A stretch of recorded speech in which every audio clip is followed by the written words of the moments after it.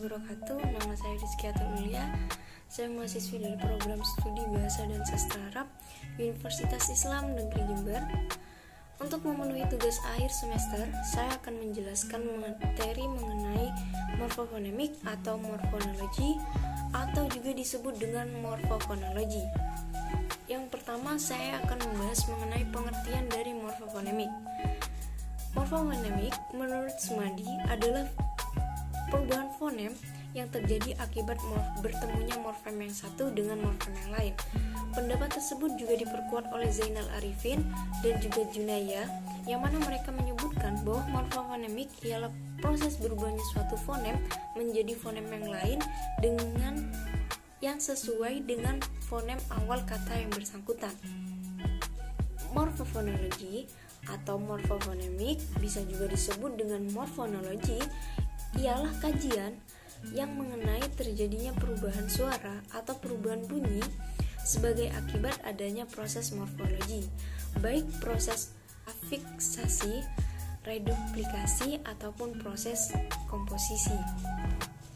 Contohnya, dalam proses pengimbuhan sufiks an pada kata hari, pada kata dasar hari akan muncul bunyi Y yang mana di dalam ortograsi tidak dituliskan, tetapi dalam pengucapan dituliskan. Hari ditambah sufiks an akan menjadi harian. Contoh lain, dalam proses pengimbuhan sufiks an pada jawab akan terjadi pergeseran letak bunyi B ke belakang membentuk suku kata baru, yang mana jawab menjadi ditambah sufiks an menjadi jawaban. Menurut Abdul Chair, ada beberapa proses perubahan fonem bentuk-bentuk morfonemik pada proses morfonologi, antara lain proses munculnya fonem, yaitu munculnya fonem atau bunyi dalam proses morfologi yang mulanya tidak ada. Misalnya, proses pengimbuhan perfiksme pada dasar baca akan memunculkan atau akan menimbulkan suara sengau M yang semula tidak ada. Me ditambah baca maka akan menjadi membaca. Contoh lain yang telah disebutkan tadi pada kata dalam proses pengimbuhan sufiks an pada dasar hari, yang mana akan memunculkan atau akan menimbulkan semivokal Y seperti hari ditambah an akan menjadi harian. Selanjutnya, proses pengekalan fonem, yaitu hilangnya fonem dalam suatu morfologi dalam proses morfologi.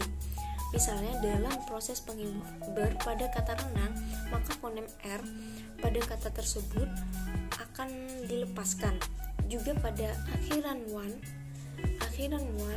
pada kata sejarah, maka fonem H dalam kata sejarah tersebut akan dilepaskan juga.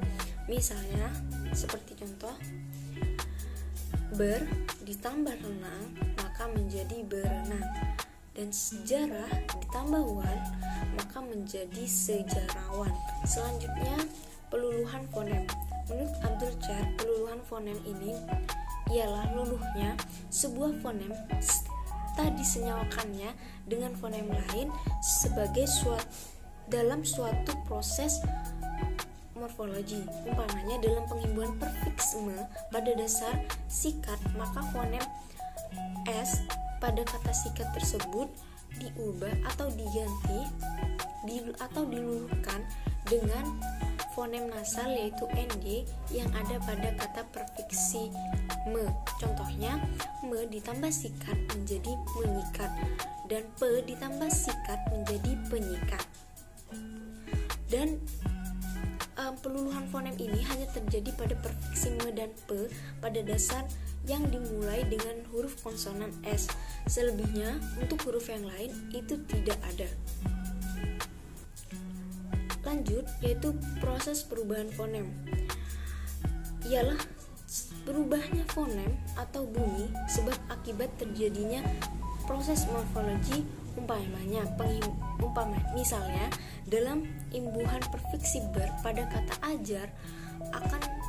R di dalam fonem R di dalam kata ber akan berubah menjadi L.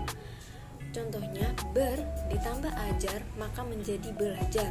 Contoh lain ialah pada kata anjur, imbuhan afiks ter dalam kata anjur akan berubah menjadi R dalam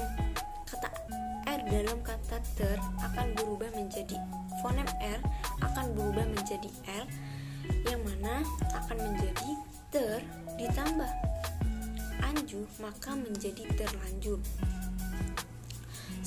Yang terakhir, proses penggeseran fonem. Dalam ini Adler menjelaskan pergeseran fonem ialah pergeseran suatu fonem dari satu suku kata ke suku kata yang lain. Umpamanya dalam pengimbuhan sufiks i pada kata lompat terjadi pergeseran yang mana sebelumnya fonem t itu berada pada suku kata pat menjadi bergeser menjadi suku kata ti. Dalam contoh seperti ini, melompat ditambah sufiks i maka menjadi melompati. Baik, segitu yang bisa saya sampaikan. Jika ada kekurangan, kesalahan, saya mohon maaf yang sebesar-besarnya. Akhirul kalam. Wassalamualaikum warahmatullahi wabarakatuh.